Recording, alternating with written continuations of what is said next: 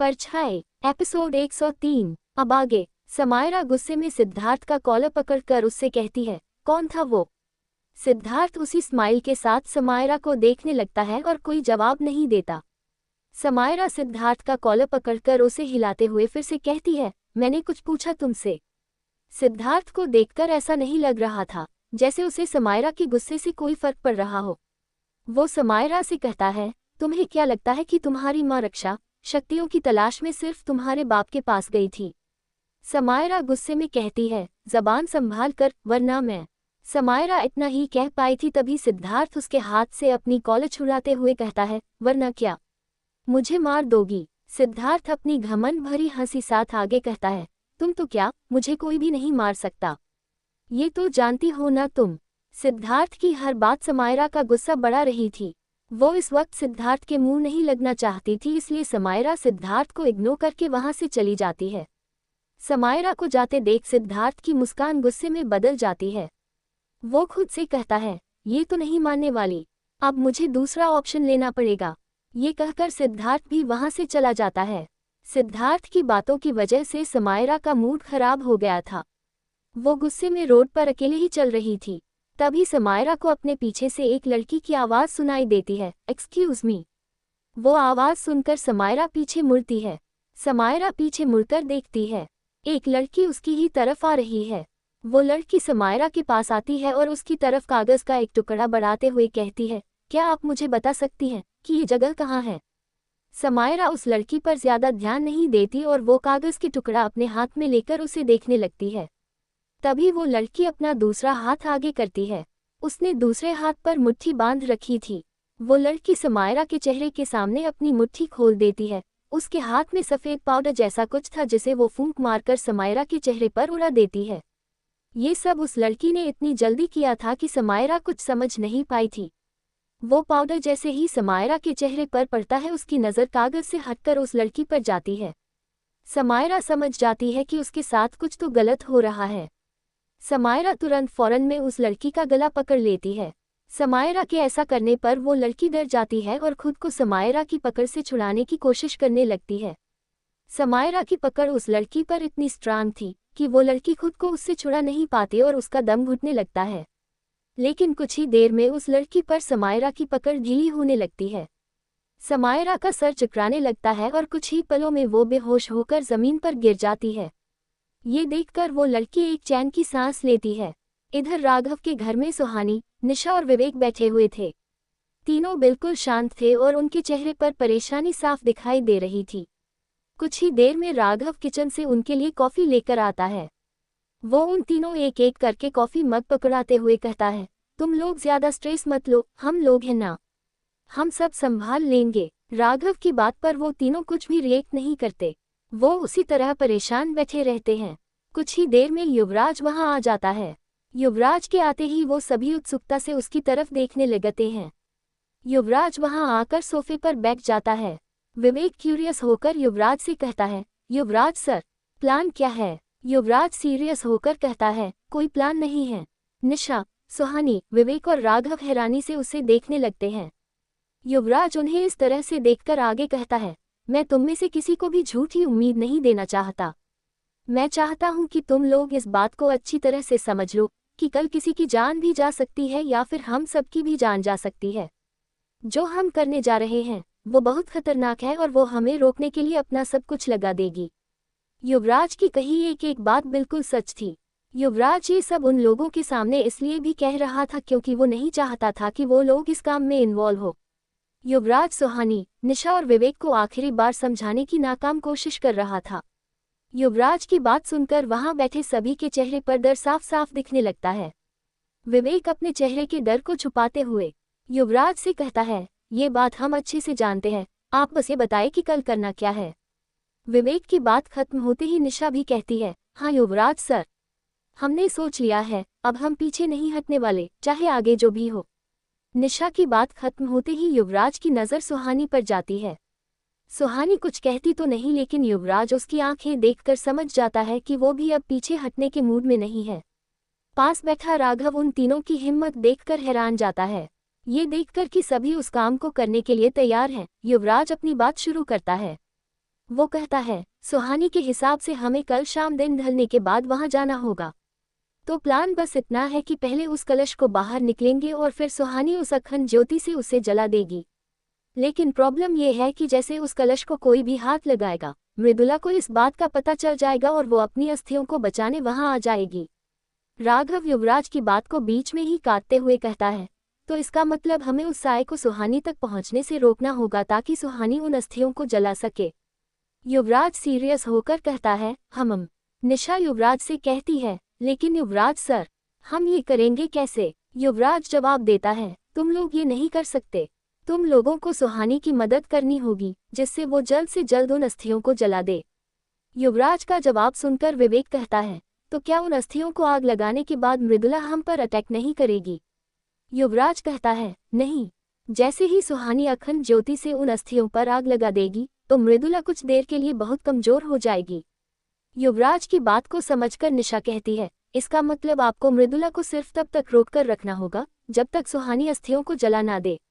विवेक कुछ सोचते हुए युवराज की आंखों में देखकर कहता है, युवराज सर, क्या आप मृदुला को रोक पाएंगे? जो सवाल अभी अभी विवेक ने युवराज से किया था, वही सवाल वहां बैठे हर इंसान के दिमाग में चल रहा था, सिवाय सुहानी के। विवेक का सवाल सुनकर युवराज अपने मन में कहता है, मृदुला को तो शायद मैं रोक लूंगा, लेकिन मुझे डर किसी और का है।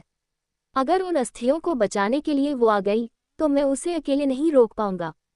रात को डिनर करने के बाद युवराज बालकनी पर खड़ा कुछ सोच रहा था। उसके दिमाग में कई सवाल चल रहे थे जिनके जवाब उसे अब तक नहीं मिले थे।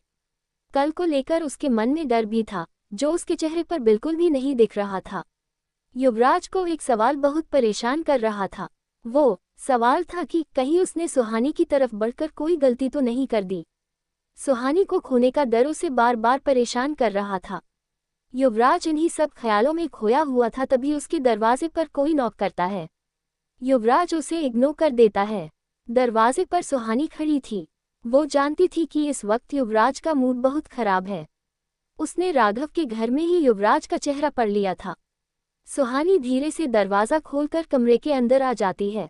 वो पूरे कमरे में अपनी नज़र दौड़ाती है, लेकिन उसे युवराज दिखता। तभी सुहानी की नज़र पर्दे के दूसरी तरफ बालकनी पर खड़े युवराज पर जाती है। युवराज भी अब तक समझ चुका था कि उसके कमरे में सुहानी आई है, क्योंकि उसके अलावा किसी और की इतनी हिम्मत नहीं थी कि युवराज की परमिशन के बिना उसके कमरे में आ सके। लेकिन युवराज पीछे मुड़कर सुहानी को नहीं देखता। सुहानी युवराज की तरफ बढ़ती है। सुहानी के पास आने पर भी युवराज उसकी तरफ नहीं देखता। वो बस सामने देख रहा होता है। युवराज का चेहरा तो बिल्कुल शांत था, लेकिन सुहानी को साफ समझ आ रहा था कि इस वक्त वो काफी परेशान है। सुहानी युवराज के पास जाकर उसके हाथ पर अपना हाथ डालते हुए उसके कंधे पर अपना सर टिका देती है। कुछ देर बाद युवराज सुहानी से कहता है, मैं चाहता हूँ तुम कल के बारे में एक बार और सोच लो।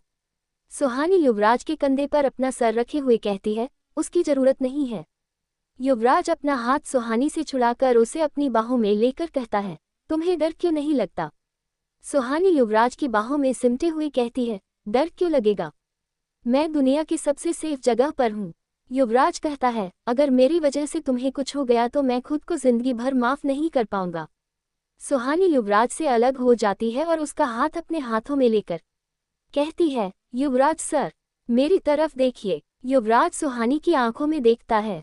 सुहानी आगे कहती है, युवराज सर, मैं चाहती हूँ कि आप ये बात समझो कि मैं आपके लिए हंसते हुए अपनी जान दे सकती हूँ, लेकिन ये सब सिर्फ आपके बारे में नहीं है। युवराज कहता है, क्या मतलब? सुहानी एक गहरी सांस लेकर कहती है, मेरा मतलब मैं ये सब आपको बचाने के लिए कर रही हूँ, लेकिन ये करने का सिर्फ यही एक रीज़न नहीं है। इस काम के लिए हमें चुना गया है और इसकी ज़रूर कोई वजह है। सुहानी आगे कहती है, उस साय के खत्म होने पर सिर्फ आप आज़ाद नहीं होंगे, बल्कि ये पूरा शहर आज़ाद हो जाएगा। फिर कोई यहाँ डर में नहीं जिएगा। तो ये बात आप अपने दिमाग से बिल्कुल निकाल दीजिए कि हम सब सिर्फ आपकी वजह से अपनी जान खतरे में डाल रहे हैं। सुहानी ये सब युवराज को अच्छा फील कराने के लिए कह रही थी। युवराज सुहानी की आंखों में देखते हुए कहता है, तुम इतनी समझदार कब से हो गई? सुहानी कहती है, समझदार तो मैं हमेशा से थी, बस आपने नोटिस अभी किया। युवराज हल्की मुस्कान के साथ कहता है, अच्छा। सुहानी कहती है, और क्या? युवराज सुहानी के चेहरे को अपने हाथों में लेकर बड़े प्यार से कहता है, आई लव यू। सुहानी भी युवराज के दोनों हाथों को पकड़ते हुए कहती है, आई लव यू टू। सुहानी के लिए कहते ही युवराज की आंखों में चमक आ जाती है और वो कहता है, आई लव यू टू। लेकिन तुमने तो कहा था कि जब तक मैं तुम्हें 365 आई लव यू नहीं कहूंगा तब तक जवाब नहीं दोगी।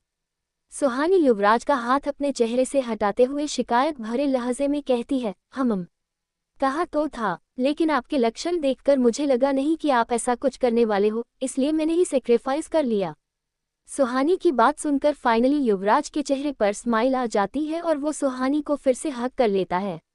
अगले दिन शाम के वक्त युवराज, सुहानी, निशा, विवेक और राघव उसी जगह खड़े थे जहां वो दूसरा कलश था। दिन ढल गया था और चारों तरफ अंधेरा फैलने लगा था। वहां उन पांचों के अलावा और कोई भी नहीं था। वहां सिर्फ पत्तों की सरसराहट की आवाज आ रही थी। सभी के चेहरे पर टेंशन साफ दिख रहा था। सुहानी को उस कलश के पास होने पर वही घबराहट फिर से होने लगी थी। उसने कसकर युवराज का हाथ पकड़ा हुआ था। युवराज का चेहरा इस वक्त बिल्कुल सीरियस था।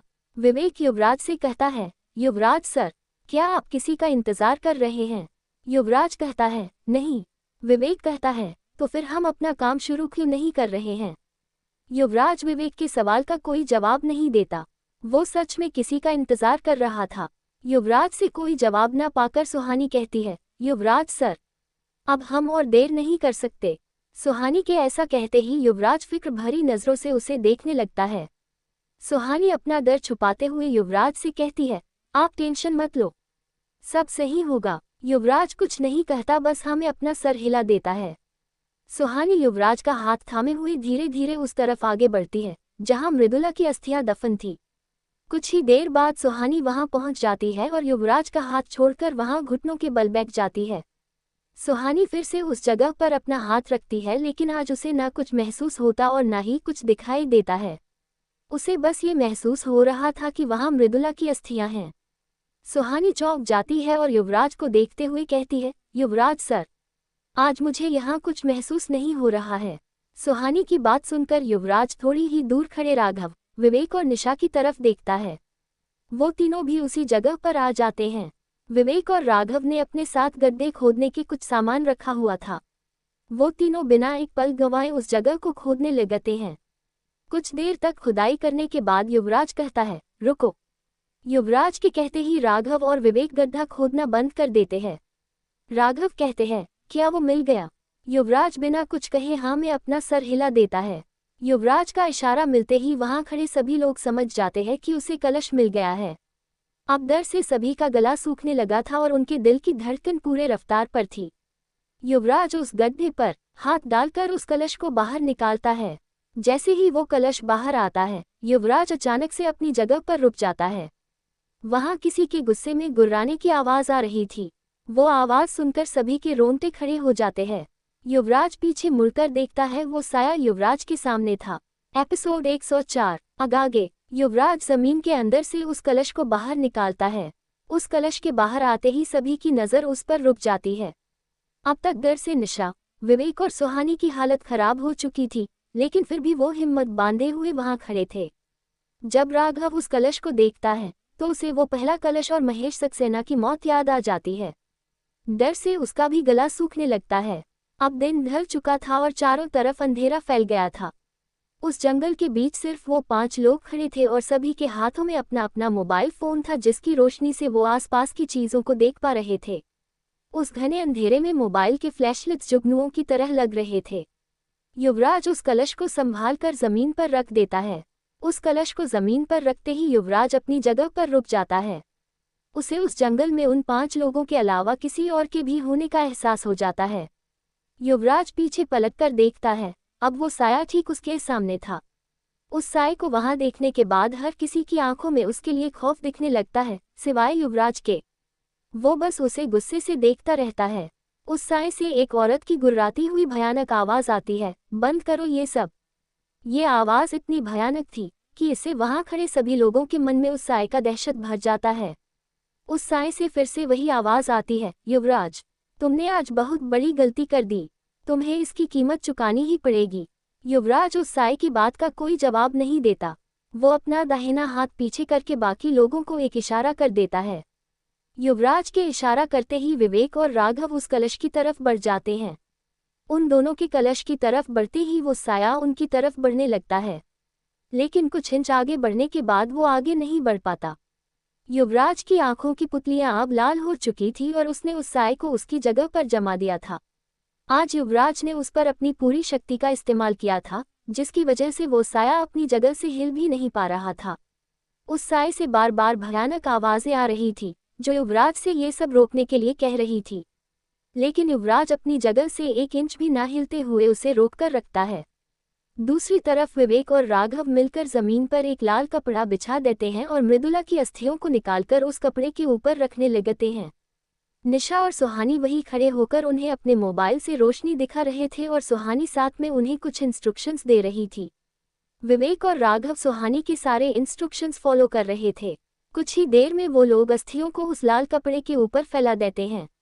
ये काम पूरा होते ही निशा और सुहानी भी उन अस्थियों के पास अपने घुटने के बल बैठ जाती हैं। एक तरफ युवराज ने अपनी पूरी ताकत लगाकर उस साए को रोक कर रखा था और दूसरी तरफ निशा, सुहानी, विवेक और राघव उन अस्थियों को घेरकर बैठे हुए थे। सुहानी एक नज़र युवराज की तरफ देखती है और फिर से अस्थियों पर ध्यान देने लगती है।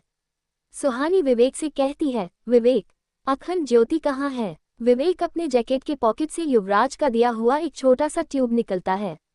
वो लगभग 3 इंच का कांच से बना ट्रांसपेरेंट ट्यूब था, जिसके अंदर एक छोटी सी ज्योति जल रही थी।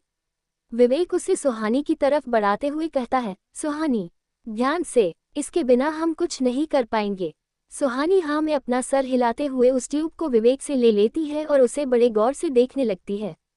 उस वक्त उन सब का फोन जमीन पर रखा हुआ था, जिसके कारण आसपास कुछ रोशनी फैली हुई थी।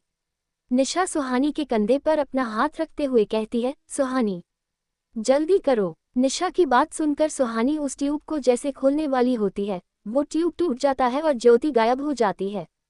उसके टूटते ही वहां बैठे हर शख्स की सांसें रुक जाती है और युवराज के कान तक ये आवाज पहुंच जाती है। उस ट्यूब के टूटते ही सभी हैरानी से एक दूसरे की तरफ देखने लगते हैं। किसी को भी समझ नहीं आ रहा था कि आखिर ये हुआ कैसे, सिवाय युवराज के। युवराज बिना किसी भाव के अपनी जगह खड़ा था। अभी भी उसने उस साए को रोककर रखा था, लेकिन अब उस साए से गुस्से भरी आवाजें आनी बंद हो चुकी थी। चारों तरफ फिर से सन्नाटा छा गया था। युवराज अब तक समझ गया था कि जिस बात का उसे डर था, वो अब हो गया है। वो अपनी जगह बिल्कुल फोकस के साथ खड़ा था और वहां किसी और की मौजूदगी का एहसास कर रहा था। जंगल के उस सन्नाटे को चीरती हुई उस साए से एक आवाज आती है, मैंने कहा था ना, बंद करो ये सब, लेकिन तुमने मेरी बात नहीं मानी। अब इसकी कीमत तो तुम्हें चुकानी पड़ेगी।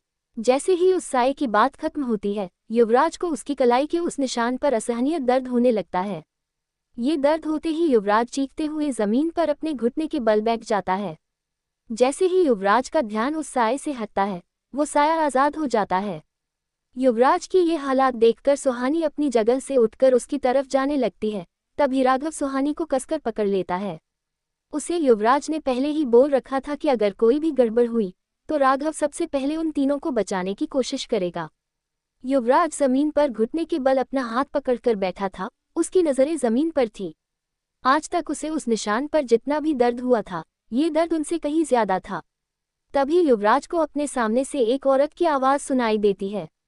वो औरत गुस्से में कहती है, युवराज, आजकल तुम मुझे कुछ ज्यादा ही परेशान करने लगे हो। ये आवाज सुनकर युवराज अपना सर उठाकर सामने देखता है। अपने सामने देखकर वो गुस्से से कहता है, तुम। युवराज के सामने इस वक्त वही औरत खड़ी थी जिसने मृदुला को जागृत किया था और उसे युवराज के साथ बांधकर युवराज को श्रापित किया था। युवराज को उसी के आने का डर था। वो जानता था कि वो मृदुला और उस औरत को एक साथ नहीं रोक पाएगा। युवराज अंधेरे में भी साफ साफ देख सकता था, लेकिन इस बार भी उसे उस औरत का चेहरा दिखाई नहीं दे रहा था। वो औरत युवराज से कहती है, सालों बाद आज तुमसे मुलाकात हो रही है। जब पहली बार मिली थी तब तुम एक सीधे सादे डरपोक बच्चे थे, लेकिन लगता है अब तुम पर लगाम लगाने का वक्त आ गया है।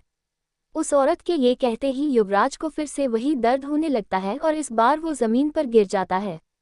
दूसरी तरफ वो साया आजाद होते ही उन अस्थियों की तरफ बढ़ने लगता है। उस साए को अपनी तरफ आता देख डर से सभी के हाथ पैर फूलने लगते हैं। राघव तुरंत अपने जेब में रखा वो पत्थर निकालकर सुहानी के हाथ में थमा देता है। ये करते ही वो साया तेजी से राघव की तरफ बढ़ता है और उसके शरीर को छूता हुआ आगे निकल जाता है। उस साए के छूते ही राघव पूरे फोर्स के साथ अपनी जगह से कई फीट दूर हवा में उड़ते हुए चला जाता है और एक पेड़ से टकराकर नीचे गिरकर बेहोश हो जाता है। राघव के साथ ऐसा होता देख खौफ से सुहानी, निशा और विवेक की आंखें बड़ी हो जाती है। ये देखकर निशा उन दोनों से कहती है, हमें इन अस्थियों को मृदुला से बचाना होगा, अगर वो इसे अपने साथ ले गई तो उसे रोकना इम्पॉसिबल हो जाएगा। निशा की बात सुनकर विवेक कहता है, लेकिन हम मृदुला को नहीं रोक सकते, हम कैसे इन अस्थियों को बचाएंगे? निशा कहती है, हमारे पास ये रुद्राक्ष है और सुहानी के पास वो पत्थर। मृदुला हमें नहीं छू सकती, हमें इन अस्थियों को घेर कर बैठना होगा। विवेक को निशा की बात सही लगती है।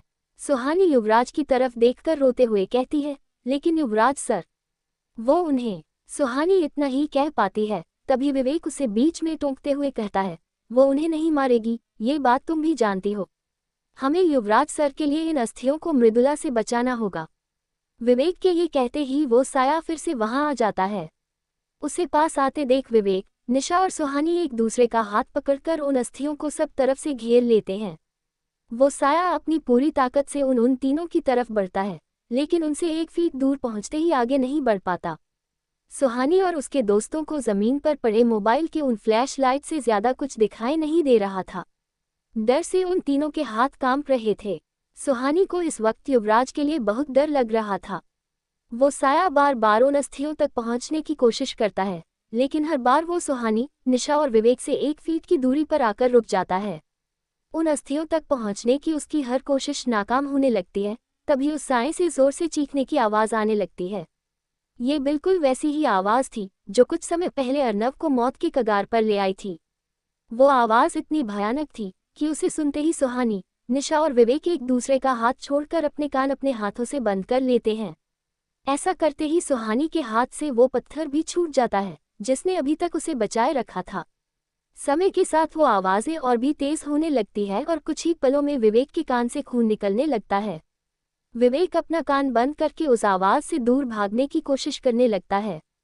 जैसे ही विवेक पीछे मुड़ता है, उसके ठीक सामने वो साया होता है।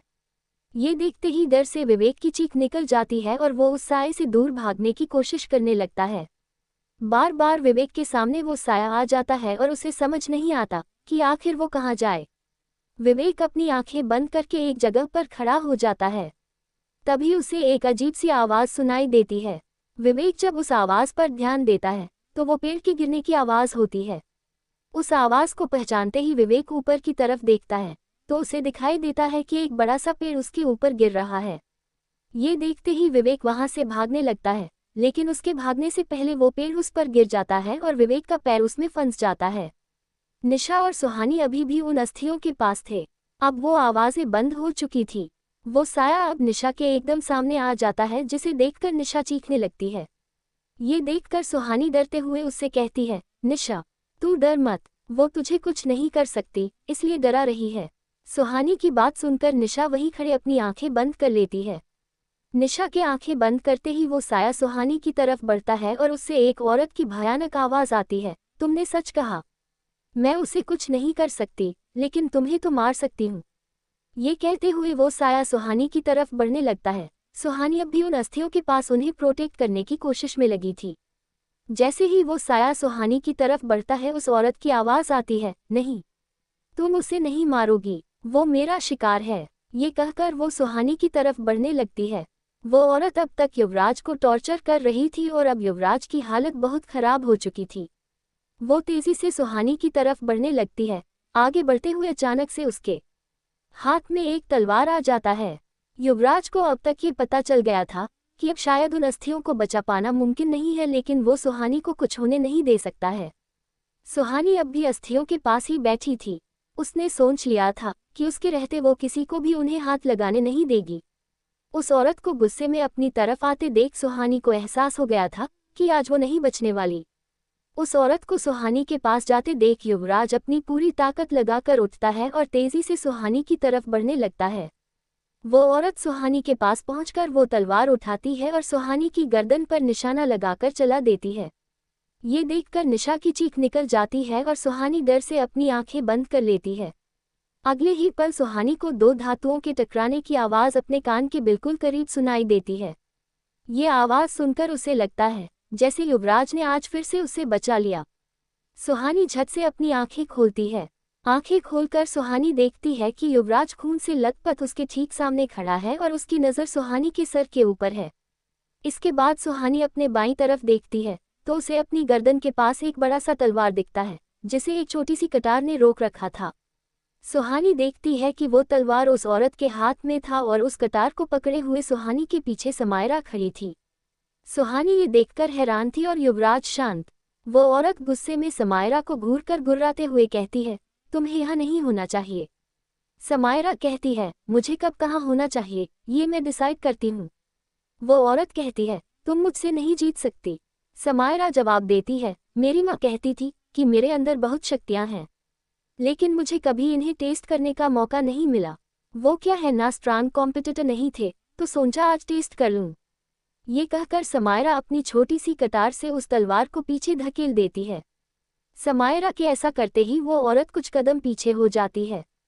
अगले ही पल वो औरत अपनी मुट्ठी बांधकर अपने चेहरे के सामने ले आती है और आंखें बंद करके कोई मंत्र पढ़ने लगती है। ये देखते ही युवराज समझ जाता है कि अगर उस औरत ने अपना मंत्र पूरा कर लिया तो समायरा को कोई नहीं बचा पाएगा। वो तुरंत आगे बढ़ता है और उस औरत की गर्दन पकड़कर उसे कई कदम पीछे ले जाता है। युवराज के ऐसा करते ही उस औरत का ध्यान टूट जाता है और दूसरी तरफ वो साया समायरा की तरफ बढ़ने लगता है। युवराज उस औरत को अपनी पकड़ में लिए हुए उस साये को भी उसी जगह पर रोक लेता है। युवराज के ऐसा करते ही वो औरत एक झटके में युवराज को खुद से दूर फेंक देती है। लेकिन तभी समायरा अपना हाथ सुहानी की तरफ बढ़ाती है। समायरा के ऐसा करते ही उसके हाथ से आग की लपटें निकलने लगती है जो सुहानी की तरफ बढ़ती है। वो आग की लपटें सुहानी की हथेली के चारों ओर घूमकर उसे बिना जलाए उन अस्थियों तक पहुंच जाती है और उन अस्थियों में आग लग जाती है। आगे की स्टोरी अगले एपिसोड में। प्लीज़ कमेंट करें।